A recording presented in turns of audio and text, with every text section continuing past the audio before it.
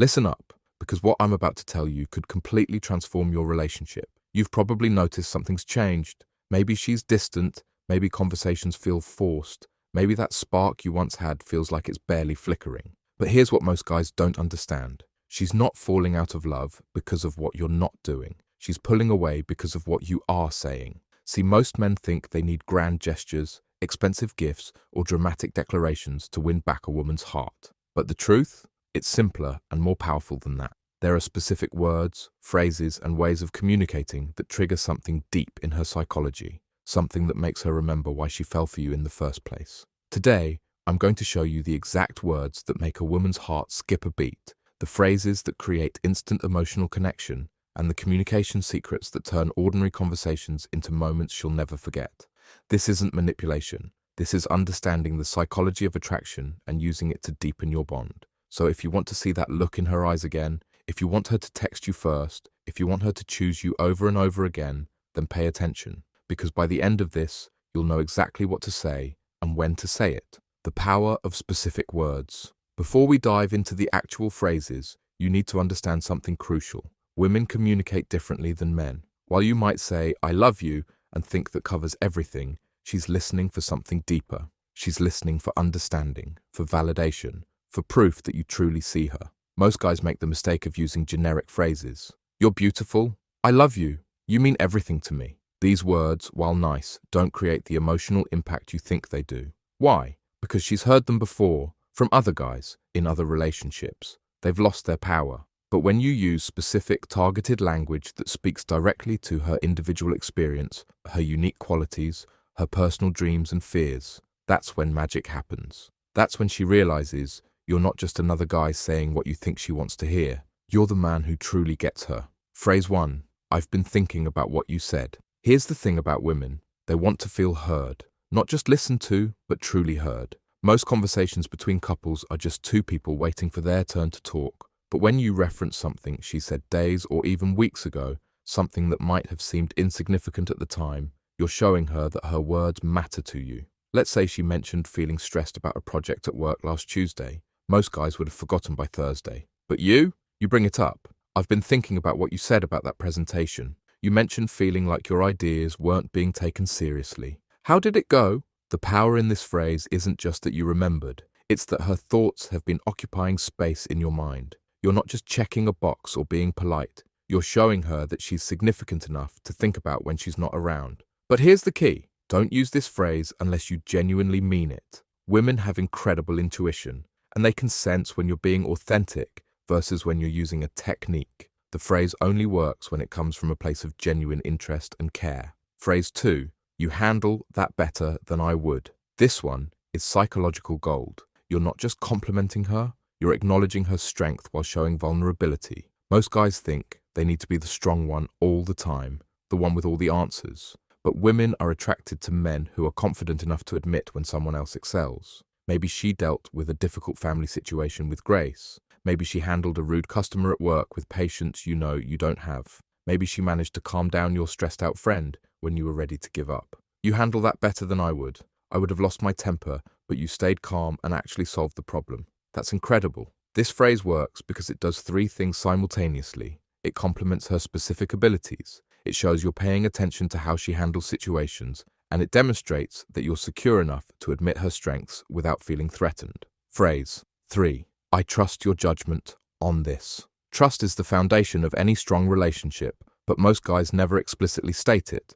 When you tell her you trust her judgment, you're doing something powerful. You're showing her that you see her as an equal partner, not someone who needs to be managed or controlled. This phrase is particularly effective when you're facing a decision together.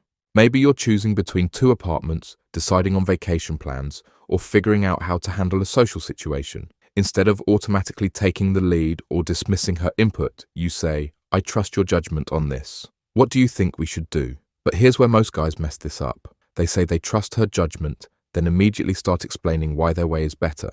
That's not trust, that's condescension. When you use this phrase, you need to actually follow through. Listen to her reasoning, respect her decision-making process, and be genuinely open to her perspective. Phrase 4, that's exactly what I love about you. This phrase is about specificity. Instead of saying I love you, which can feel automatic after you've been together for a while.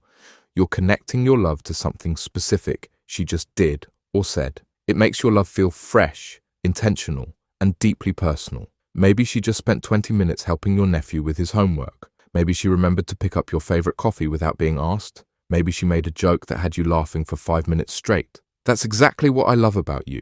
The way you make everyone feel important. You didn't have to help him with his math, but you saw he was struggling and you just jumped in. That kindness of yours.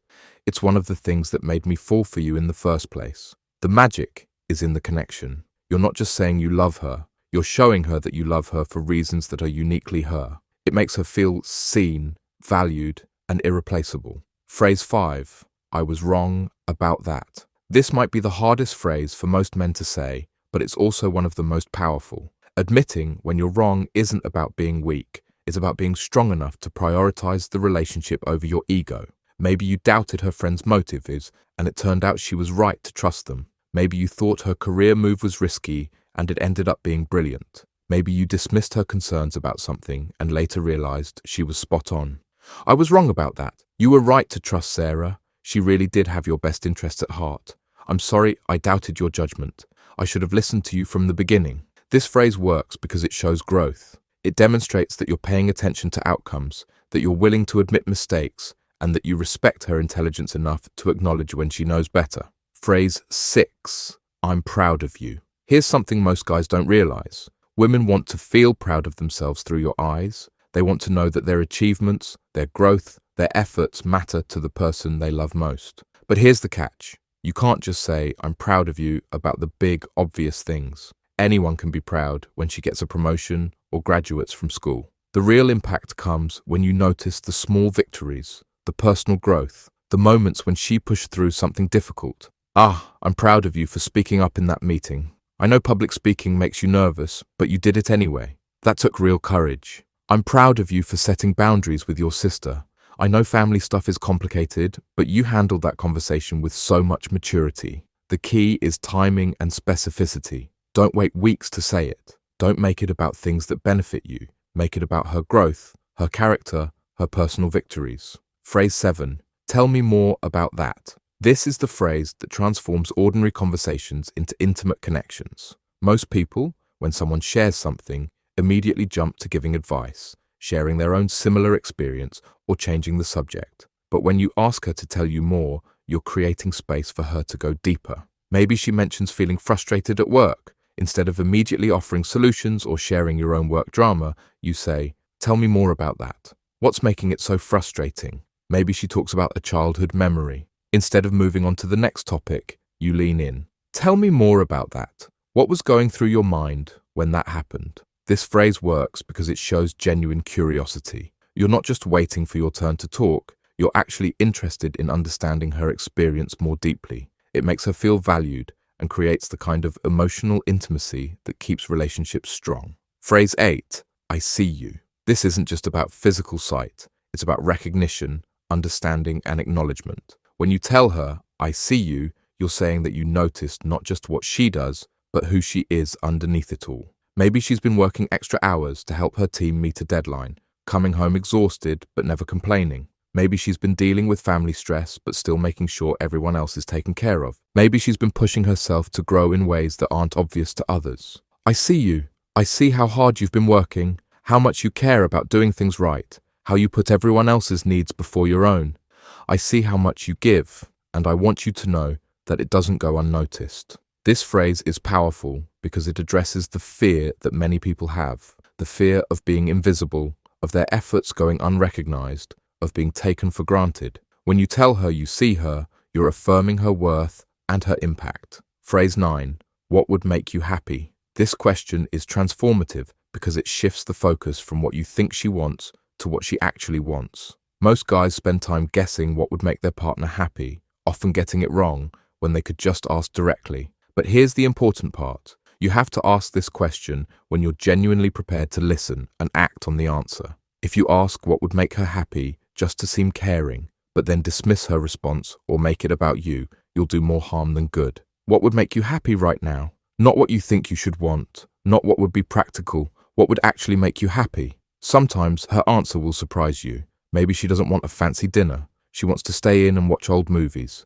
Maybe she doesn't want jewelry. She wants you to plan a surprise visit to see her best friend. Maybe she doesn't want grand gestures. She wants you to take over the household tasks for a weekend so she can just rest. Phrase 10. I choose you. Love isn't just a feeling, it's a choice. And in a world full of options, distractions, and alternatives, telling her that you actively choose her every day is incredibly powerful. This phrase is particularly effective when you're going through a rough patch or when external stresses are affecting your relationship. It reminds her that your commitment isn't just about good times. It's about choosing to work through challenges together. I know things have been tough lately, and I know we've both been stressed, but I want you to know that I choose you, not just when things are easy, but especially when they're hard. I choose us. The power in this phrase comes from its intentionality. You're not just saying you love her because you're supposed to. You're saying you actively, consciously choose to be with her despite having other options. The psychology behind why these work. Now that you know the phrases, let's talk about why they're so effective. These aren't just nice things to say. They tap into fundamental psychological needs that every person has. The need to feel seen and understood. When you reference specific things she's said or done, when you ask her to tell you more, when you say you see her, you're meeting this need directly. The need to feel valued and appreciated. When you acknowledge her judgment. When you say you're proud of her, when you point out her strengths, you're showing her that she adds value to your life. The need to feel chosen and prioritized. When you say you choose her, when you've been thinking about what she said, when you trust her judgment, you're demonstrating that she's a priority in your life. The need to feel safe and secure. When you admit when you're wrong, when you ask what would make her happy, when you create space for her to be herself, you're building emotional safety. Timing and delivery. Here's something crucial. These phrases aren't magic spells that work regardless of context. The timing and delivery matter just as much as the words themselves. Be present. Don't say these things while you're scrolling through your phone or watching TV. Give her your full attention. Be genuine. If you don't mean it, don't say it. Women can sense insincerity from a mile away. Be specific. The more specific you can be, the more impact your words will have. Be consistent. Don't just use these phrases when you want something or when you're in trouble. Make them part of your regular communication. Be patient. Don't expect immediate results. If your communication patterns have been problematic for a while,